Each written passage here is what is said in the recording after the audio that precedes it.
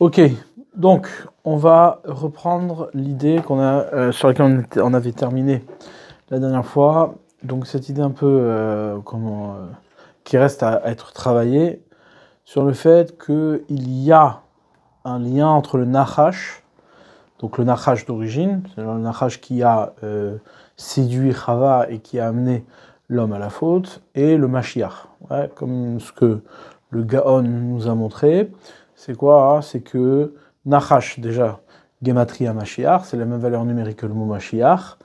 Bon, en dehors du fait que c'est la même valeur numérique, il y a des versets qui nous font le lien entre les deux. Ouais. Par exemple, il y a marqué ici, il dit le Gaon, il marche Shaluna, im yelet zachar, madou akol gever yadav al chalatzav.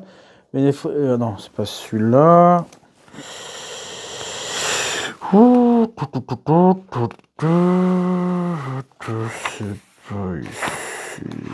Voilà. Benema qui mishoresh nachash yetse tsefa opirio seraf meofef. Ouais. Yetse choter mi geza ishai. Ouais. Le rameau va sortir mi geza ishai metzer mishorashav. Yifre ki yishai nikra nachash. Kemo shekato vesharba al avigael bat nachash. Veshalou. Ouais. Kama yeme aibour.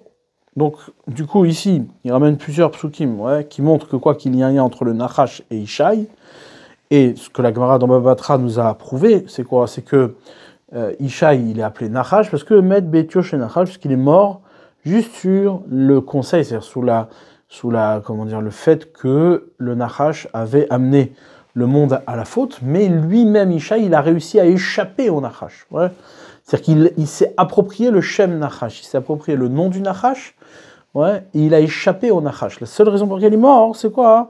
Pas parce qu'il a fauté, ouais, mais parce que il est dans un monde où le Nachash, il a donné son conseil et qu'il a amené à la faute. Mais lui-même, Ishaï, il a échappé. Il y a un moyen d'échapper au Nachash depuis ce monde-là.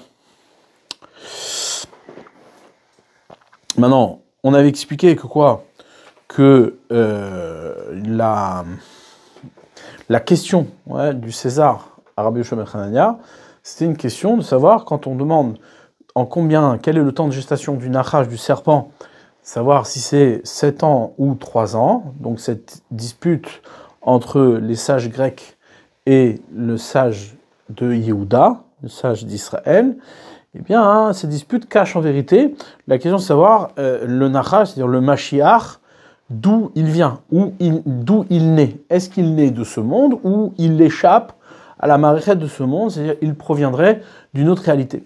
Si tu dis que le Mashiach naîtrait d'une réalité extérieure au monde, qui proviendrait d'une source extérieure au monde, eh bien le Nachash également, pareil, à l'identique, le Nachash, ouais, sa source, il puise sa force de l'extérieur au monde. C'est-à-dire le Nachash lui-même, quand il est molide, quand il engendre pas dans ce monde, c'est pas un animal qui est dans le monde, qui est pris par la matérialité du monde et qui répond à une logique historique et une continuité historique. Non, c'est quelque chose qui procède d'une dimension qui est élevée et qui est séparée du monde, d'accord?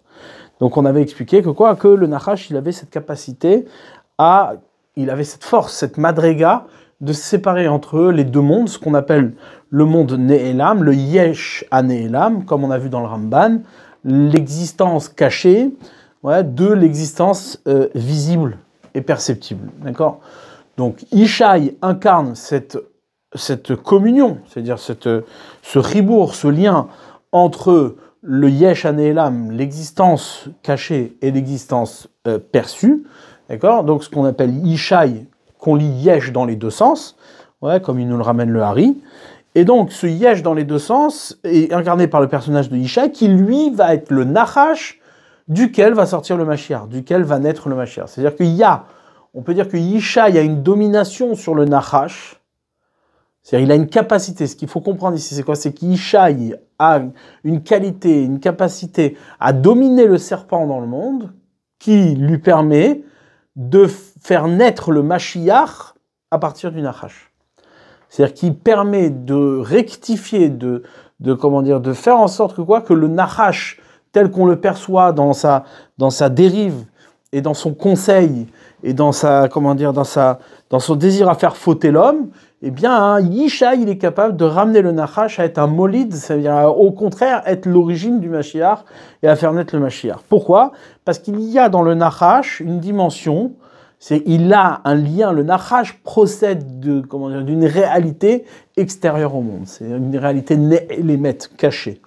Maintenant, nous, on va essayer d'approfondir ce sujet-là, c'est-à-dire il faut qu'on le comprenne, ouais, même si c'est juste de le dire et de le percevoir dans le texte, ouais, malgré tout, ouais, il faut qu'on puisse l'expliquer et le comprendre. Pour cela, ouais, on va aller chercher, donc on avait commencé déjà un petit peu à aller chercher à l'origine, c'est-à-dire dans le texte, ouais, dans la Torah, on a vu que le Nachash s'est attaqué à la femme, ouais, il s'est attaqué à la femme de Adam, Chava, et on avait expliqué pourquoi à la femme en particulier.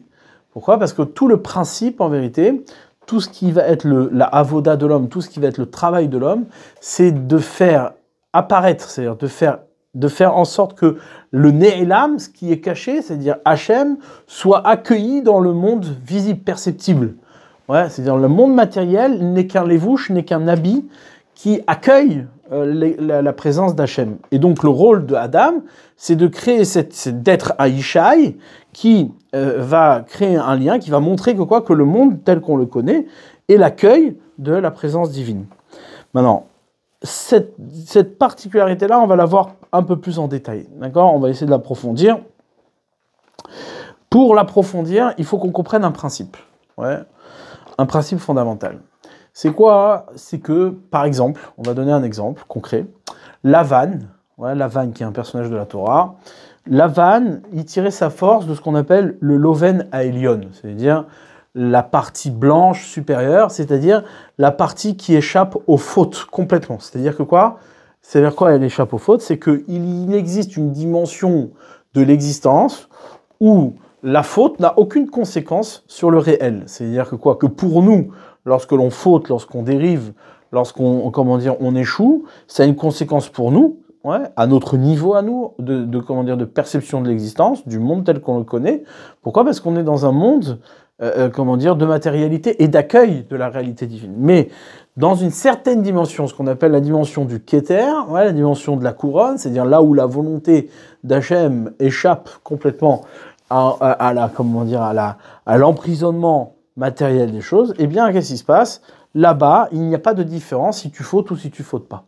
Donc Lavan est allé chercher cette réalité-là, où la faute, ouais, n'avait aucune conséquence sur le réel, et donc du coup, il s'est nourri de cette idée pour, dans son erreur, nourri de cette idée pour amener, ouais, une négligence de la faute et montrer que la faute n'avait pas d'importance. On peut dire un jour blanc, on peut dire un jour noir, ça n'a aucune différence.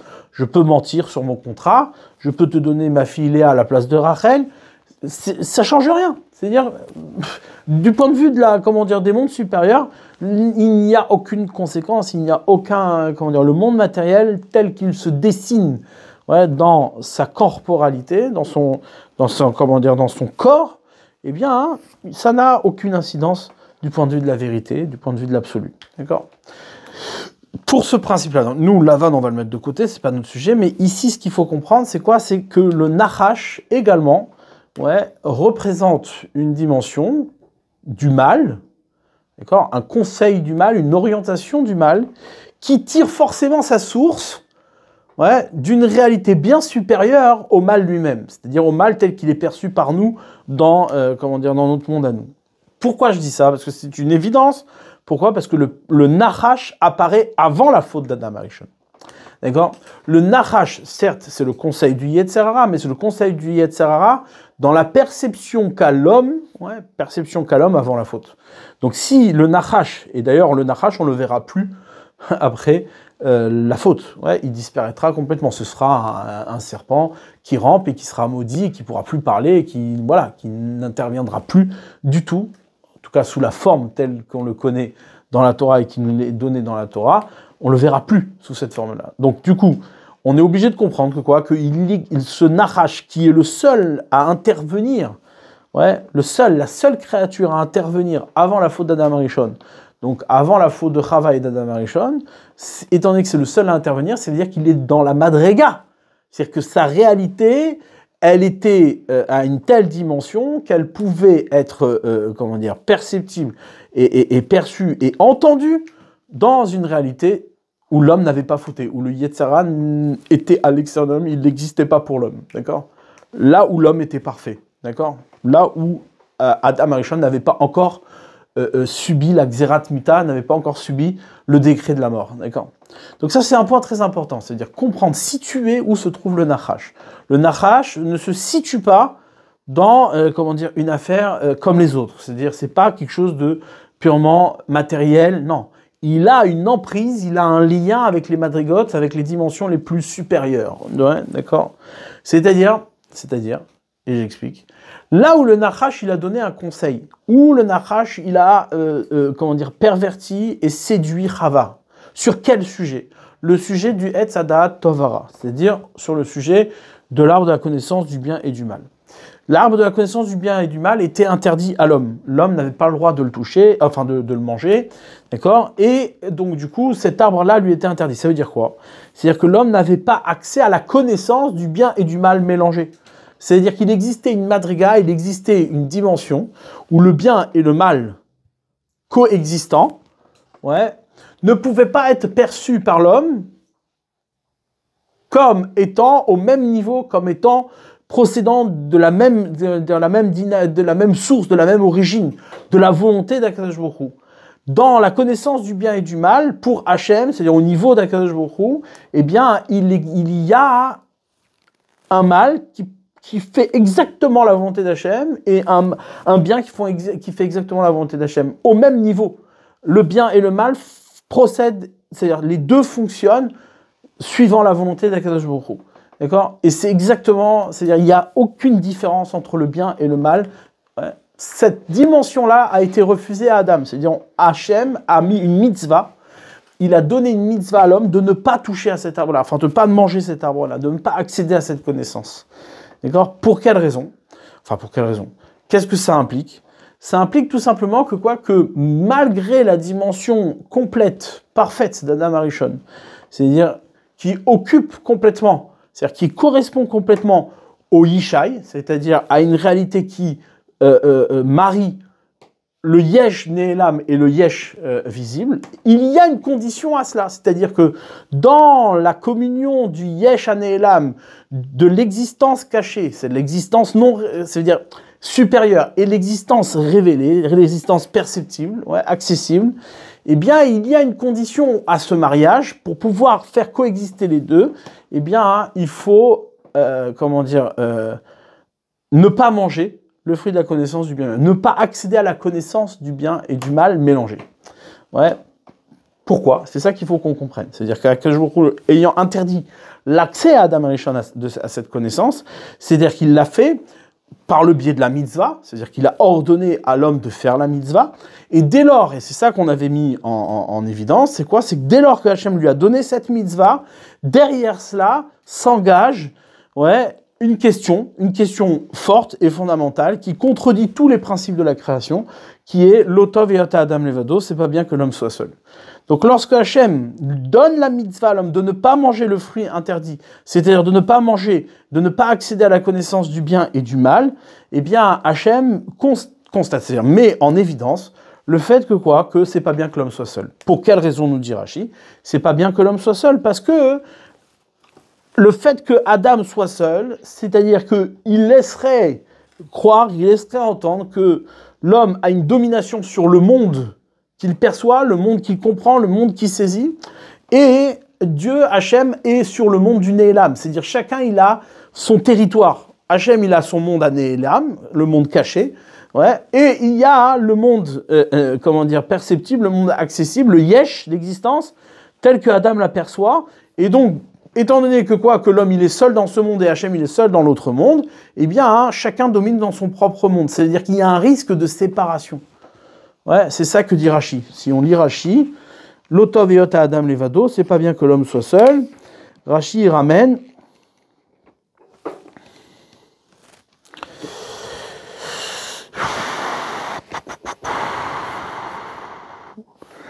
Rachid dit l'autoviatam chez l'oyom rouge rachuyot en. Il ne faut pas dire qu'on dise qu'il y a deux principes.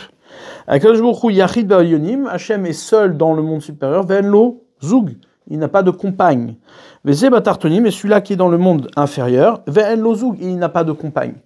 C'est-à-dire qu'il y a ici quelque chose de bizarre. C'est-à-dire, il y a ce qu'on appelle une réalité perceptible. C'est-à-dire que l'homme est en pleine conscience du monde des Elyonim, du monde supérieur. C'est-à-dire que ici, personne ne conteste le fait qu'il y a un Elam, qu'il y a une réalité cachée. Ouais. Et personne ne conteste non plus la réalité visible et perceptible. D'accord? Donc, c'est-à-dire que d'un côté, ce qu'on voit, c'est quoi? C'est qu'il y a bien un Akadosh Baruch Hu qui est dominant, c'est-à-dire qui est le propriétaire du Réchout, qui est les Elyonim, des mondes supérieurs, et il y a un Adam qui est propriétaire entier. Ça veut dire quoi? Ça implique le fait que quoi qu'on perçoit les deux. Seulement, on perçoit les deux, chacun dans une solitude. Ouais, dans une solitude. Donc du coup, pourquoi dans une solitude? Qu'est-ce qui implique la solitude de l'un et de l'autre? On pourrait dire, bah non, l'homme est le zivouk d'Hachem, qui dit Achol. C'est-à-dire l'homme, ouais, est celui qui se marie avec Akadosh Baruch Hu. D'accord? Chose qui est impossible, impensable. Pourquoi? Parce que forcément, Hachem, Akadosh Baruch Hu, est séparé de l'homme. C'est quand Akadosh Baruch Hu, il a créé le monde, il est kéboré, il est comme un créateur. Donc forcément, on ne peut pas voir autrement. C'est-à-dire, même si c'est vrai que quoi que l'homme est celui qui accueille Akadosh Baruch Hu dans le monde, même si c'est vrai que l'homme est composé de cette double réalité-là qui s'appelle Ishaï, ouais, le Yesh et le Yesh. Mais en attendant, Hachem, lui, il est séparé de l'homme. Ouais, il peut pas être perçu comme étant bézivoug avec l'homme. Donc chacun dans son territoire. Le fait que chacun est dans son territoire, l'homme ne peut pas témoigner pleinement de sa relation avec Akadosh Baruch Hu tant qu'il est seul. Et cette problématique se pose au moment où Hachem lui donne la mitzvah. Ouais. Tant qu'il n'a pas la mitzvah, tant qu'il n'a pas reçu la mitzvah, et que le monde entier lui est donné, c'est-à-dire qu'il a une domination totale sur le monde. Alors forcément, il a un accès, c'est-à-dire le monde se propose forcément de manière complète et entière, sans aucune limite pour l'homme. Ouais. Donc il n'y a pas de mitzvah, il n'a pas d'avoda. Le monde, il est parfait tel que Hachem l'a livré. Mais une fois que l'homme il a une avoda, c'est-à-dire une fois que on découvre dans le monde que l'homme il a un travail à faire, c'est-à-dire qu'il y a un parcours à parcourir, il y a un déplacement à faire de l'homme vers Hachem, d'accord? C'est-à-dire quoi? C'est-à-dire que les deux mondes, Ishaï, ouais, les deux mondes, le monde anélam, le monde caché, le monde perceptible, eh bien ils ont à se réunir, il y a un parcours à accomplir par le biais de la mitzvah. Alors là, on découvre une autre réalité. C'est quoi? C'est que le monde dans lequel tu vis, Adam, c'est un monde qui est seulement un lévouche, qui est seulement un habit qui doit habiller la réalité, ouais, la volonté d'Akadosh Baruch Hu elle-même. C'est-à-dire que le monde doit se faire l'accueil. Quelle est la nature d'une mitzvah? Quelle est la nature d'une mitzvah? La mitzvah, c'est l'habit qui révèle une réalité cachée. S'il n'y avait pas de mitzvot dans le monde, si on n'avait pas de mitzvah, alors rien ne nous montrerait, rien ne nous indiquerait la réalité d'une volonté autre que la nôtre. Il n'y a rien nous indiquerait une réalité autre que celle que l'on perçoit. Maintenant qu'il y a une mitzvah, alors on nous indique, on nous révèle que quoi, qu'il existe dans ce monde une action, une réalisation qui est de l'ordre du Nélam, qui est conduit, qui est, dirigé par un monde caché, dont tu ne connais pas le sens et la raison, mais qui, au bout du compte, s'applique ici dans ce monde. D'accord? Donc, dès lors qu'Hachem lui donne la mitzvah, Adam Arishon sait qu'il y a ici une réalité, d'accord, qui est, conduit par sa avoda, conduit par son action, qui est de l'ordre de sa responsabilité, à mettre en évidence, à révéler qu'il y a bien ici quelque chose qui répond d'une volonté extérieure, autre que la sienne, autre que le monde, mais qui s'habille dans le monde, qui se pratique avec les habits du monde. D'accord? Donc la mitzvah est celle qui révèle l'accueil nécessaire de cette réalité néhélémètre, de cette réalité cachée au monde tel que Adam Arishon le perçoit et le conçoit. D'accord? C'est pour cela que Akadosh Baruch Hu, Kivyachol, lui a interdit l'accès à la consommation, c'est-à-dire l'accès à la connaissance du bien et du mal mélangés. C'est-à-dire, quand le bien et le mal sont mélangés, qu'est-ce qui se passe? Il n'y a plus d'avoda, il n'y a plus de travail. Si pour toi, il n'y a pas de différence au niveau de l'accès entre le mal et le bien pour accéder à Kadosh Baruch Hu, donc du coup, le monde tel que l'on connaît, même séparé, il rend compte d'Hachem. Il n'y a plus de possibilité de séparation. Donc du coup, Hachem lui impose cette séparation par la mitzvah elle-même. C'est la mitzvah qui est à l'origine de ce problème-là, qui va l'amener à fauter. S'il n'y avait pas eu la mitzvah, il n'y aurait pas eu de faute possible. S'il n'y a plus de faute possible, alors il n'y a pas de nachash, il n'y a pas de serpent.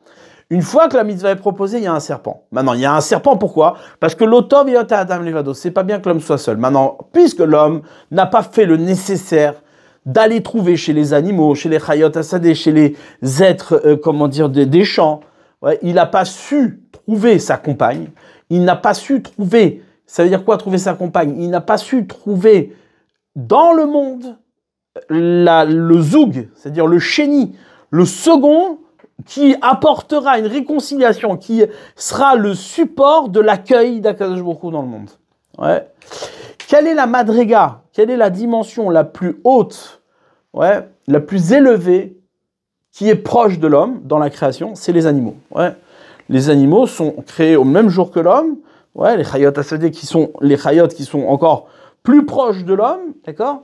Dans ces chayot là, c'est-à-dire que nécessairement, si Adam Arishon est de la définition et de l'ordre du Yishai, c'est-à-dire l'homme est celui qui est composé des deux mondes, c'est la seule créature. L'homme est celui qui est la seule créature d'être composé des deux mondes. D'une Neshama Eliona, d'une âme supérieure et d'un corps inférieur, un corps animal, d'accord? De cette double réalité-là qui est l'homme. Au bout du compte, s'il est seul dans la mitzvah, c'est-à-dire confronté à la mitzvah, confronté à l'ordre divin, s'il est seul, eh bien, qu'est-ce qui va se passer? On va séparer les deux mondes, on va séparer Hachem. À l'homme, il va faire la mitzvah, il va la faire pour lui dans sa perfection, dans sa conception, mais il va dominer ici sur le monde. Qu'est-ce qu'il faut qu'il fasse, l'homme? C'est ça qu'on avait mis en évidence par rapport à Shlomo HaMelech et par rapport à la réalité d'Eretz Israël, c'est que l'homme doit montrer que le monde entier, il n'existe pas une parcelle dans ce monde qui n'est pas l'accueil, qui n'est pas le lévouche, qui n'est pas l'habit, ouais, l'habit, qui rend compte de la présence divine, qui fait corps de la présence divine. D'accord? Donc, à partir de là, ouais, une fois qu'on a dit ça, il y a ici l'apparition du nachash. C'est-à-dire, l'apparition du nachash, c'est quoi? C'est cet animal, c'est cette créature qui va être à la madriga, qui va être à la dimension de répondre aux ivouks de l'homme. C'est-à-dire que, comprenez bien, lorsque Adam Arishon se retrouve être devant la mitzvah, la transgression de cette mitzvah, c'est quoi? L'application de cette mitzvah, c'est quoi? C'est le lien maintenu entre le monde dans lequel tu vis, qui répond de l'accueil de la présence divine, qui répond du fait que qu'on met en évidence, qu'on révèle la présence divine, qu'on révèle le Yesh Hane'elam.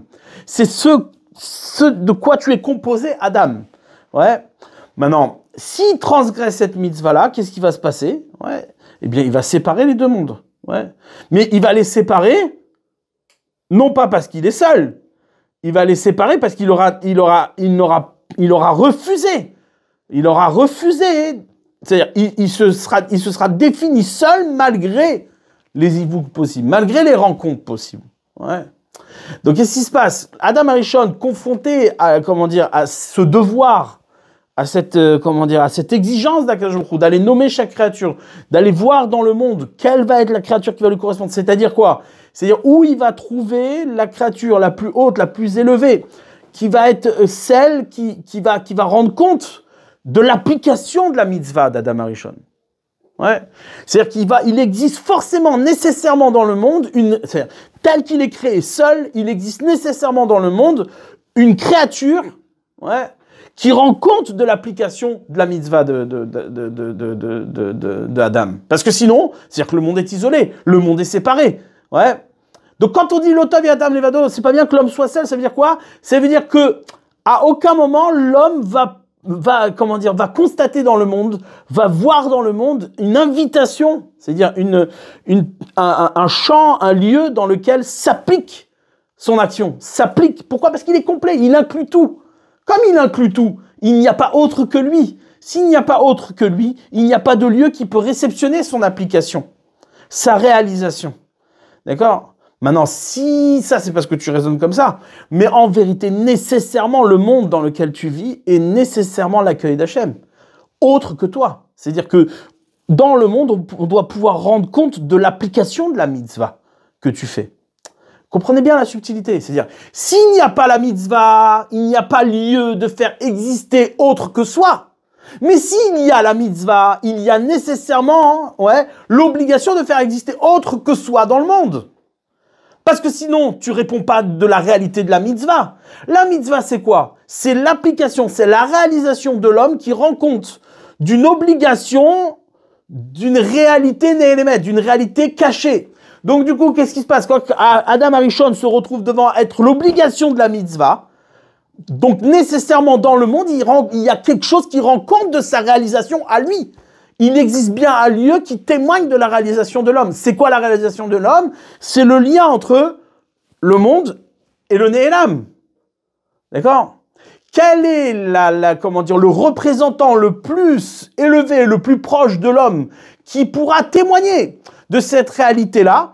C'est le seul être qui est rattaché à la madriga la plus haute, c'est-à-dire il a forcément dans ses qualités, cette créature a forcément dans ses qualités la conscience et la possibilité de séparation entre les deux mondes. La conscience du Néhélam, la conscience du caché, la conscience du divin. Quel est cet être-là? C'est le Nachash. C'est-à-dire qu'au moment où l'homme ne voit pas dans le monde une possibilité de témoigner d'un autre du fait de sa mitzvah, eh bien, qu'est-ce qui se passe? Le représentant des autres, c'est-à-dire le représentant des autres, le plus élevé, le plus adéquat, le plus haut dans toutes les madrigotes qui puissent exister à ce niveau-là, vient réclamer son dû. Il vient réclamer son dû. Et à quel moment il vient réclamer son dû? Il réclame son dû au moment où Adam Arishon est Bézivoug. Il est en rencontre avec son autre. L'autre qu'il a créé. C'est-à-dire sa femme. C'est pour ça qu'il dit Rashi ici. Regardez ce qu'il dit ici. Il dit Va'anachash haya arum. C'est marqué. Va'yush ne'em arumim, les deux étaient nus. Aussi bien Adam que Chava. Au moment où Hachem crée Chava, parce qu'il voit que l'homme ne s'en sort pas. Donc qu'est-ce qu'il fait? Il endort l'homme, ça on a déjà parlé beaucoup de ça. Il endort l'homme. L'homme, une fois endormi, on crée l'autre. On fait apparaître l'autre, mais à partir de soi. Donc l'homme va malgré lui découvrir qu'il y a un autre à partir de lui-même, c'est-à-dire la mitzvah. C'est-à-dire quelque chose qui répond de la mitzvah. Il y a nécessairement quelque chose qui répond de ton application de la mitzvah. Et donc, qu'est-ce qui se passe? Naît la femme. Mais là, le Nachash, il dit, mais attends, vous m'avez oublié, c'est-à-dire quoi? Il y a ici un représentant qui réclame, qui dit, mais moi, je suis de l'ordre de cette définition-là. Le monde entier, moi qui suis le plus haut et le plus représentant de cette réalité, qui doit témoigner de l'application de la mitzvah, je réclame mon dû. Je lui dis, mais attends, si Adam Arishon n'a pas été capable de trouver dans le monde cette réalité-là, eh bien, on va l'accuser. On va tester si véritablement son lien avec sa femme, c'est pour l'amener à la mitzvah, ou son lien avec sa femme, c'est pour l'amener à la faute. Donc, qu'est-ce qui fait le Nachash? Le Nachash, c'est quoi sa qualité au Nachash? C'est le lévouche, c'est l'habit.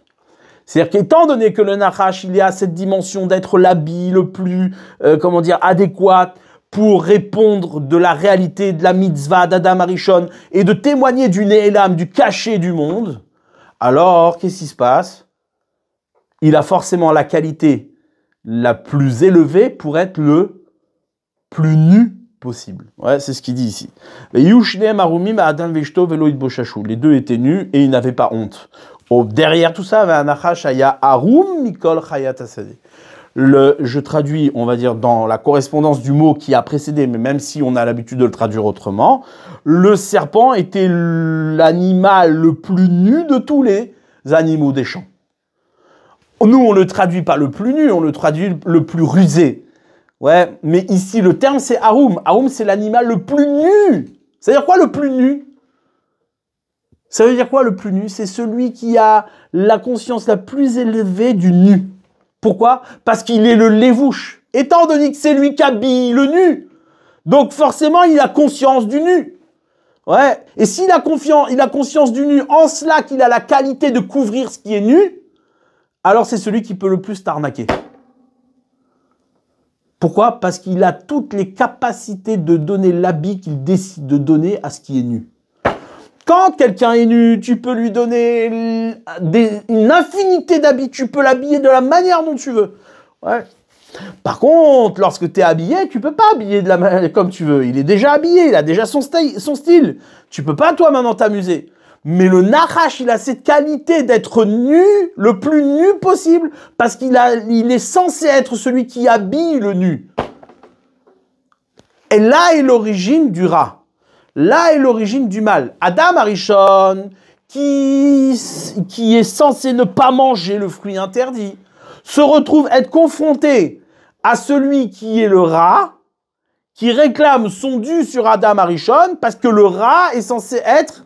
C'est-à-dire, il n'est pas encore Ra, le serpent n'est pas encore Ra, mais étant donné qu'il est censé habiller ce qui est nu, et que tu as refusé son habit pour pouvoir avoir un autre habit, eh bien, il vient, il dit, ok, c'est peut-être que derrière tout ça, il y a une réclamation de l'homme à vouloir dessiner son propre habit et faire fi du nu d'origine.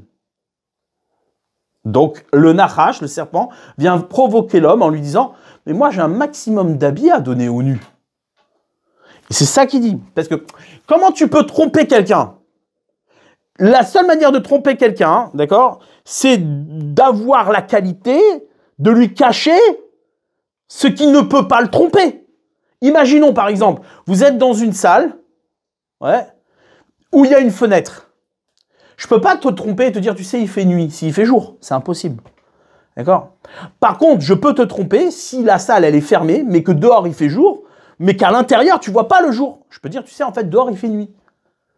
D'accord? Mais c'est pareil pour le Nachash. Le Nachash, il a cette capacité de te tromper sur ce qu'il y a de nu, parce qu'il est celui qui est à l'origine, étant donné qu'il perçoit le nu, qui sait le nu qu'il y a, il peut l'habiller comme il le veut. Donc à partir du moment où il a le champ des possibilités des habits, eh bien il te cache la nudité. Si toi, Adam Arishon, vous comprenez l'idée? L'idée, elle est extraordinaire. C'est-à-dire, si toi, Adam Arishon, ce que tu as choisi de ne refuser ce qu'il y avait d'habits dans le monde, la possibilité d'habiller le nu dans le monde, et tu es allé la chercher au cœur de toi-même, est-ce que c'est vraiment parce que tu cherchais véritablement, sincèrement, la dimension d'un habit qui réponde le plus possible à la nudité que tu connais, que tu perçois, ou bien c'est parce que tout simplement, tu te réservais à toi l'idée de l'habit, à toi tout seul. Tu voulais dominer sur l'habit et non pas sur la nudité. Tu étais dans un désir de séparation. Encore une fois, être seul, avec une femme qui te correspond, qui est toi. Tu n'as pas vu dans la femme un autre, tu as vu un toi. Qui met Ish ou Kochazot. Cette femme-là, elle s'appelle Isha parce que de moi, elle a été prise. Bassar mi Bessari, ma chair de ma chair. D'accord? Là, le Nachash réclame son dû. À quel moment? Rashi dit, ouais, vers Nachash Yaroum. Quel rapport? Qu'est-ce que ça vient faire ici? Il dit Rashi, Maïnyan Zelekan, qu'est-ce que ça vient faire ici? Ayal Olismor, Vayas le Adam, ou Lishto, Kotnot, Or, Vayal Bichem. Il aurait dû le placer au moment où ils vont s'habiller, pas au moment où ils sont ici. Ouais, et là, l'amdecha, c'est pour t'apprendre. Mais aussi bas kafat sa nachash alem, pour quelle raison le nachash il est apparu ici, il leur a sauté dessus? Quelle est la raison pour laquelle le nachash a réagi? Ra'a otam arumim ve'oskim betashmish. Il les a vus tous les deux nus en train de s'accoupler. Les enkol aux yeux de tous, venita vala. Et il l'a désiré. Depuis quand un nachash il désire, de quoi tu me parles? Ouais. Qu'est-ce que Rashi vient nous dire ici? En vérité, ça correspond exactement à ce qu'on a dit. C'est-à-dire, étant donné que que le Nachash a la conscience du nu pour l'habiller, et qu'il est censé être l'habit du nu, ouais, lorsqu'il voit deux nus s'associer, être ensemble, il dit, mais moi, je suis où là-dedans? Il a une ta'ava, parce que c'est ce qu'il est. C'est-à-dire que le Nachash qui a l'origine du mal n'est pas mal. C'est-à-dire le mal qui va en découler, découle de ce désir profond d'aller habiller le nu. Et donc de marier les deux mondes, les deux yesh. L'origine du Nachash, c'est pas quelque chose de tordu. Ici, on est en train d'assister au principe qui est le principe de la Torah, ouais, le principe de Emouna fondamentale, c'est que le Ra naît du bien. Il n'y a pas de Ra. Le Ra, le mal n'existe pas, comme séparé du bien. Le Ra naît du bien. Et le Nachash vient le prouver. Il vient te dire, mais attends, moi je suis censé habiller le nu. D'accord? Toi maintenant, t'es allé chercher un nu ailleurs. Mais pourquoi je ne serais pas dedans, moi? Pourquoi je ne corresponds pas? Le monde réclame son dû. Il dit, si tu te maries avec un nu et que tu as la possibilité d'habiller cette nudité, c'est-à-dire le nez et l'âme, le cacher, eh bien, à ce moment-là, c'est-à-dire le kavod, c'est-à-dire quand on habille un nu, une nudité, c'est qu'on respecte la nudité. On révèle combien ce qui est à l'origine de tout est caché, est nez et l'âme. Ouais. Habiller la nudité, c'est mettre en œuvre la réalité de deux mondes qui sont séparés. Un, il est né l'âme, un, il est caché, et l'autre, il est révélé. D'accord?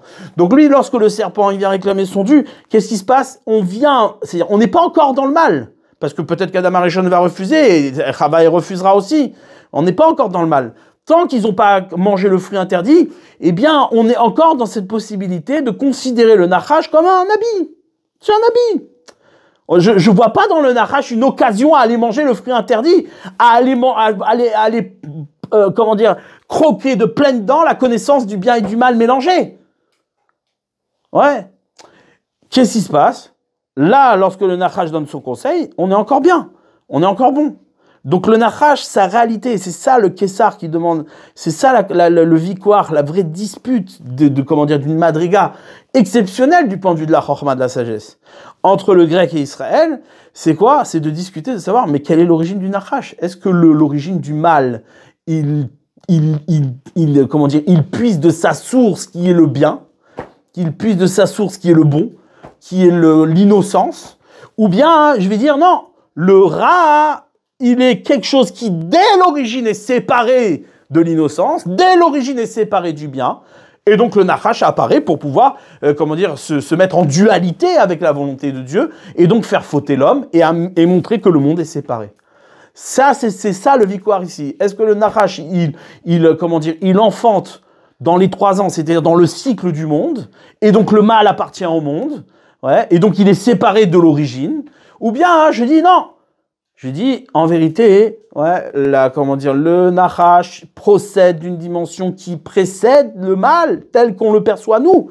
Et qu'en vérité, cette réalité du mal tire son origine du bien et de l'innocence elle-même.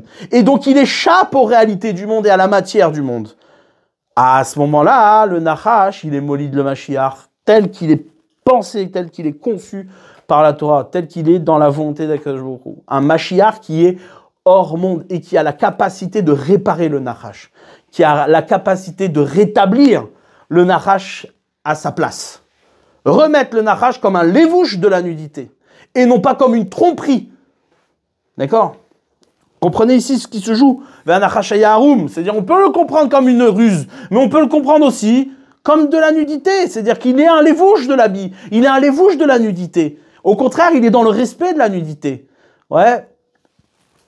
Ça correspond exactement à ce que, nos sages nous enseignent. Et on voit maintenant les liens entre le Yishai et évidemment le Nachash. C'est-à-dire quand on parle de Yishai et qu'on parle de cette double réalité, c'est-à-dire une réalité qui en est qu'une, mais qui au bout du compte est séparée, mais qui est séparée sans être séparée, qui l'un rend compte de l'autre. Elles sont séparées par définition. C'est l'Otaviata Adam Levado, parce que Hachem il est seul et l'homme il est seul. Ils ne sont pas l'un avec l'autre. Forcément, la madriga d'Akadosh Baruch Hu est séparée de l'homme. Mais, ouais, en vérité, c'est pas une vraie séparation. Pourquoi? Parce que c'est un qui rend compte de l'autre, un qui existe par l'autre. Ouais. Yesh veyesh, d'accord? Maintenant, ça, cette réalité du yesh et du yesh, c'est-à-dire cette réalité de Yishai, ouais, c'est une réalité qui est molide le Mashiach, qui engendre le Mashiach, ouais, qui engendre le Mashiach, et ça, on le voit dans plusieurs endroits, ouais.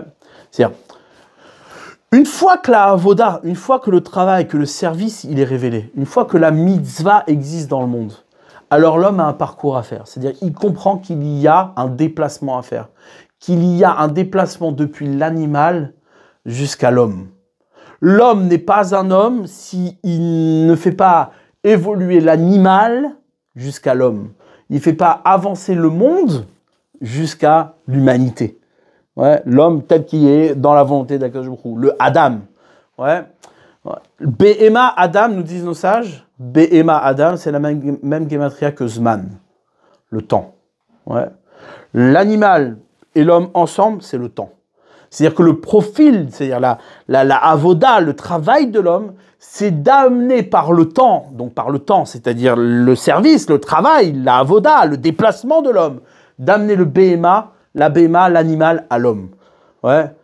Transformer le nachash en Adam. Et en vérité, au fond, le nachash est l'homme, c'est la même chose. Il est l'homme, ouais, comme on le voit. Le serpent, comme il dit, le Rabbi Yoshua ben Hanania au Kessar, il dit, mais le serpent, il s'accoupe comme les hommes. Il procède d'une réalité qui est homme, parce qu'il répond à cette exigence d'habiller la nudité. Ouais, d'habiller ce qui est nu. Habiller ce qui est nu, encore une fois, c'est quoi? C'est témoigner qu'il y a un élam, qu'il y a un cachet. Qu'il y a quelque chose de caché. D'accord?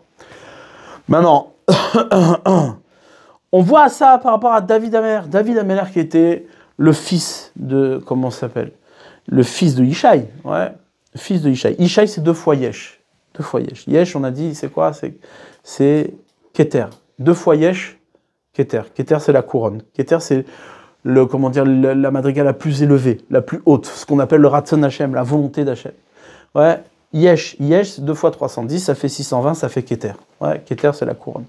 La volonté d'Akadosh Baruch Hu. Donc cette volonté qui est née, les maîtres, qui est cachée, qui est plus haute, qui est hors corps. Une couronne, par définition, elle est hors corps. Elle vient se poser au-dessus de ta tête.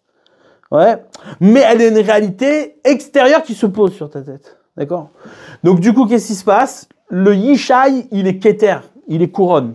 Cette couronne, elle est mollie de David Améler. David Améler, c'est une réalité qui naît, ouais, qui n'était pas censé vivre, qui n'était pas, comment dire, si Adam Arishon ne lui avait pas donné 70 ans de sa vie, il n'était pas programmé dans le monde, il n'existait pas dans le monde. Si Adam Arishon n'avait pas fauté, il n'y aurait pas eu besoin de David Améler. Mais qui est David Améler? David Améler, c'est celui qui va relever, qui va avoir cette capacité à aller au plus profond de ce qui est la touma, l'impureté, le nachash dans son expression de séparation la plus totale, dans son accusation envers l'homme, ouais, et il va l'élever la madriga la plus haute. Ouais. Il va parcourir ce zman, ce temps, il va ramener la béma la plus gassa, la plus basse, la plus grossière, pour l'élever à la dimension la plus haute, celle qui échappe, ouais, ce qu'on appelle Sha'ar Hanoun, la madriga du Noun, la madriga du don de la Torah. David Améler est né à Shavuot. Ouais. David Améler est né à Shavuot, mais il provient d'où? Il provient de Moav. Moav, ouais, route à Moavite. Son origine à David Améler, c'est route à Moavite. Moav, c'est qui? C'est l'enfant qui est né de la relation de Lot avec sa fille. Ouais. Moav, comme nous disent nos sages, Moav, c'est la même gematria que même tête. Même tête, 49. Moav, ça fait 49, c'est une même tête Sha'aré Touma. Ils ont les 49 degrés d'impureté. David Améler, il va prendre ces 49 degrés d'impureté, donc la madriga la plus basse d'impureté, il va l'élever au Noun, il va l'élever au don de la Torah. Il va la faire sortir vers le don de la Torah. Ce qu'on appelle les 49 jours du Homer. Par rapport au Homer, on a 49 jours du Homer qui nous sort de Moav pour arriver au don de la Torah. Ouais.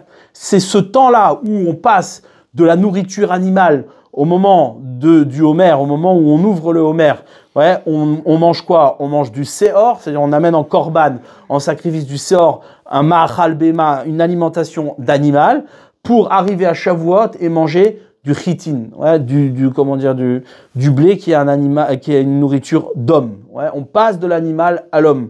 Dans ces 49 jours, ouais, qu'on parcourt jusqu'au don de la Torah, on passe de l'animal à l'homme. Ça, c'est David Améler. C'est le Melech HaMashiach. Le rôle du Mashiach, c'est celui de te faire passer de Moav au don de la Torah. C'est David Améler qui est né à Shavuot. D'accord? C'est pour ça que quoi? Comment dire? David Améler, c'est celui qui a réussi. C'est-à-dire, normalement, ouais, c'est-à-dire, quand on parle des 49 degrés d'impureté, ouais, il n'existe pas de 50e degré d'impureté. Quand on parle de 50e degré d'impureté, c'est quoi? C'est qu'on parle que tu es tellement inscrit dans le 49 que tu n'arrives pas à te libérer pour aller au noun de pureté. Mais en réalité, le 50e degré d'impureté n'existe pas vraiment. On a par exemple des exemples, Rabbi Eliezer ben Dourdaya, qui était tellement dans l'impureté qu'il n'a pas pu sortir, arriver à la dimension du noun, à la réparation, à la teshuva complète. Comme on dit, David Ameller, c'est le Hamoud à teshuva, c'est la colonne de la teshuva. C'est lui qui va réparer la faute d'Adam Arishon. Rabbi Eliezer ben Dourdaya, lui, il est mort. Pourquoi? Parce qu'il n'a pas su, il n'est pas arrivé à sortir de même tête de cette prison des 49 degrés d'impureté pour arriver au don de la Torah. Mais David Ameller, il n'est pas mort. David Ameller, il a pu relever le défi. Il a pu sortir de ces 49 degrés d'impureté et renverser. C'est ce qu'on appelle Madrigat Mashiach. C'est la dimension du Mashiach. D'accord? C'est pour ça que dans la réalité du Mashiach, le Mashiach, qu'est-ce qui est marqué? Le verset, il dit, il y a marqué,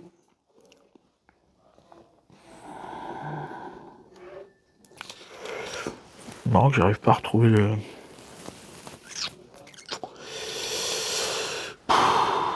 Voilà. Qui mishoresh nachash yetetsefa. On a dit que de la racine du nachash, de la racine du serpent, il sortira le basilic. Le basilic, tsefa, c'est Amalek. D'ailleurs, je ne sais plus si Amalek, c'est combien Amalek? 70, 40, 30 et 100. Ça veut dire 200, oui, c'est 240. Et Tsefa, c'est combien? 90, non, ça fait pas 240. Je vais m'échaner. Donc le Tsefa, c'est Amalek. Si, c'est ça. Tsefa, ça fait 240. Pile. Ça fait pile 240. Tsefa, c'est le même gematria que Amalek. Amalek, c'est le pendant du Mashiach. Qu'est-ce qu'il fait Amalek? Amalek, c'est marqué que tant que Amalek il est vivant, le kissé d'Hachem il est manquant. C'est-à-dire qu'Amalek, c'est celui qui fait la séparation.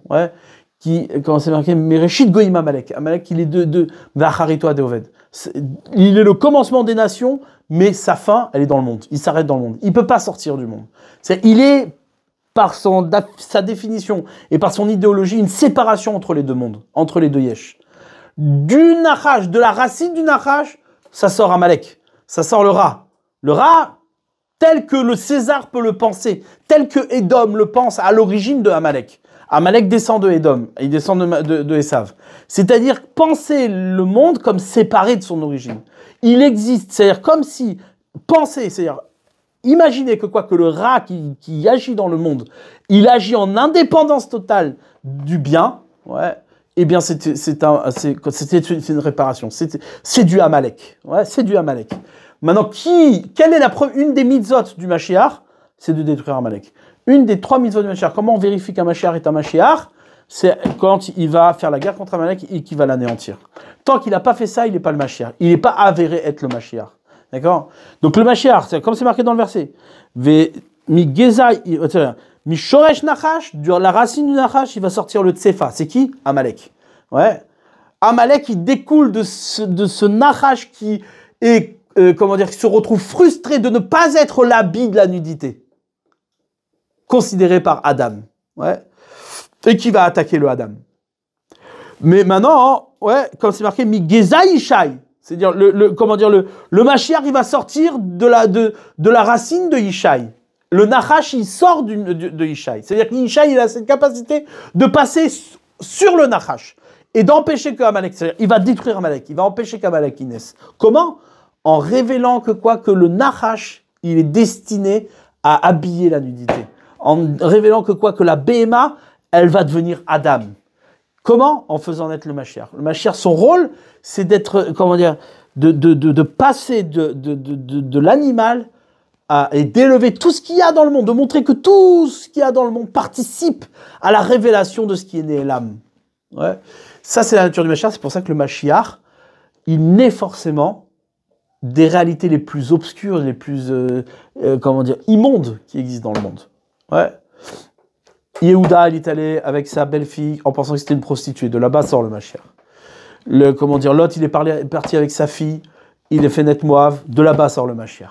Le Mashiach est celui qui est en capacité, David Ameller, il est en capacité il a cette qualité de révéler que quoi, qu'il n'existe pas une seule réalité dans le monde, la plus obscure, la plus éloignée d'Hachem, la plus séparée, qui laisse à croire d'être la plus séparée d'Hachem, qui n'est pas, rectifiable à la dimension de l'origine, à la dimension du Néhélam, du caché. D'accord? Ça, c'est le rôle d'Adam Arishon, mais il l'a descendu d'une manière tellement basse que quoi que nous, on n'arrive pas à connecter les deux. Mais même le pire du pire dans ce monde est destiné à révéler, être l'habit de la, de la nudité, du Néhélam, du caché. D'accord? Ouais, comme c'est marqué que quoi, le Maharal, il révèle que comment il s'appelle? Aman qui était Amalek. Ouais, Aman, il a été pendu le jour du Homer. Ouais, premier jour du Homer. Il a été pendu le premier jour du Homer sur une potence de Noun. Ouais, de 50 amot. C'est-à-dire que, il a été pendu, ouais, pour révéler, c'est-à-dire pour montrer que quoi, que c'est connu, quoi, que la période de Purim, c'est une période qui est une période cachée, une période où c'est obscur, qu'on voit pas l'intervention divine, où Hachem il n'est pas visible. Ouais, c'est un Nes Nistar, c'est un miracle caché. Mais c'est révélé que quoi, que ce qu'il y a de plus bas, ce qu'il y a de plus, de plus obscur, de plus séparé d'Hachem, eh ben, se retrouve être pendu le jour du Homer, Séhor, ouais, le premier jour du Homer qui va devenir Noun, qui va faire le lien entre la bassesse de Amalek pour arriver au Noun, ouais, à la 50e degré, c'est-à-dire le don de la Torah. Ouais, c'est le lien qui est entre les deux.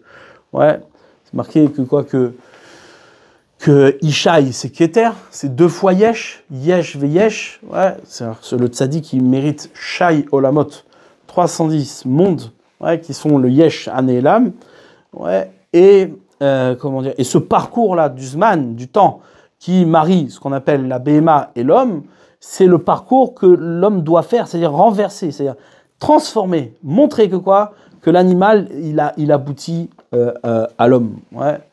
Marqué que Rechaim, ouais. Rechaim, c'est Gematria Keter. Rechaim, ouais.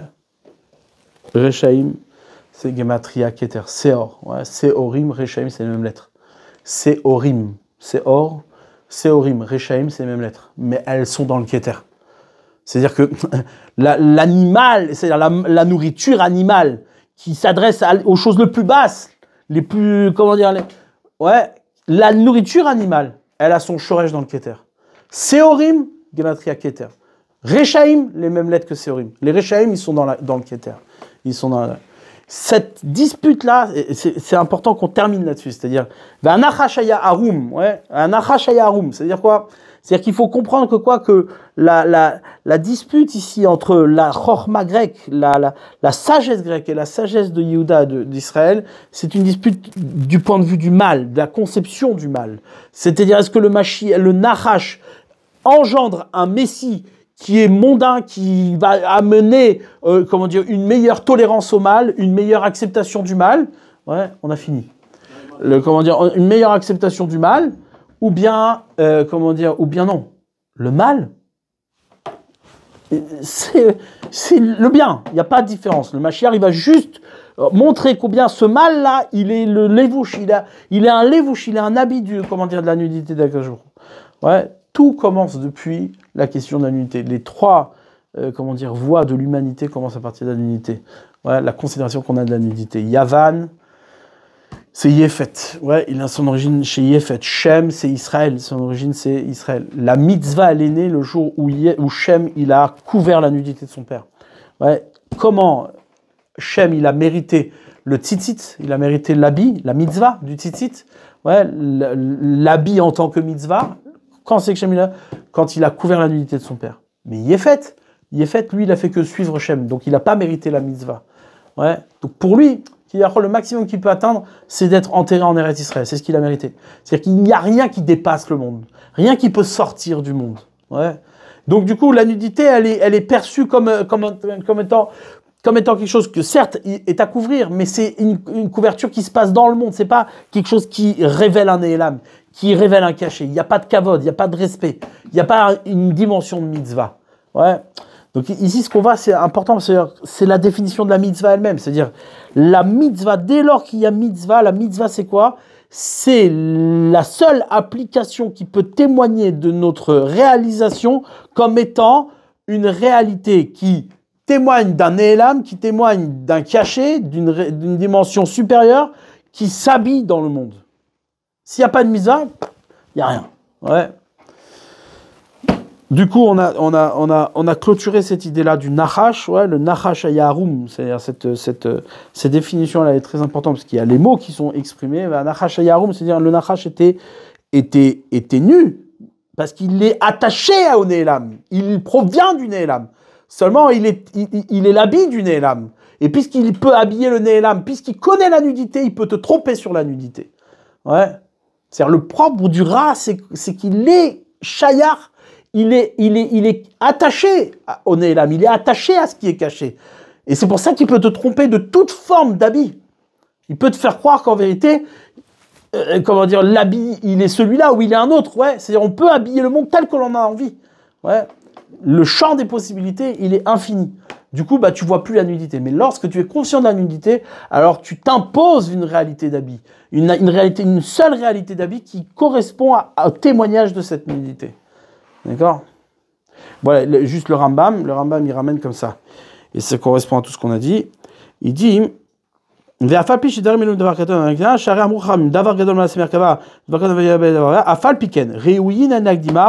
doit d'abord étudier, on doit d'abord s'attacher aux choses qui nous installent dans le monde. Qui amène un yishuv, qui amène une installation, qui amène un accueil de la connaissance chez l'homme.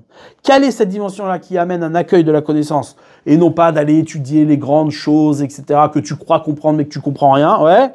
En vérité, ces choses-là, c'est le grand bien, la bonté excessivement grande chez Shpia qu'Akadosh Baruch Hu a donné, a influé dans le monde. Donc depuis le Nélam, il a influé dans le monde les Yishuv Haolam pour l'installation de ce monde-là, les Yishuv Haolam Hazé, dans le but qu'aider l'inchol Chaye Haolam Haba, afin d'hériter la vie du monde futur. Ce monde-là, c'est celui qui, par le Yishuv, par l'installation que l'on a dans ce monde-là, on peut mériter le monde futur. Ouais, c'est ce qu'on appelle Arichut Yamim, le prolongement des jours. Ce que l'on est ici par le temps, ouais, on passe de l'animal à l'homme. C'est-à-dire quoi? C'est-à-dire qu'on passe d'un monde animal à un monde d'homme. Comment? En installant le monde, en mettant en place un monde qui accueille.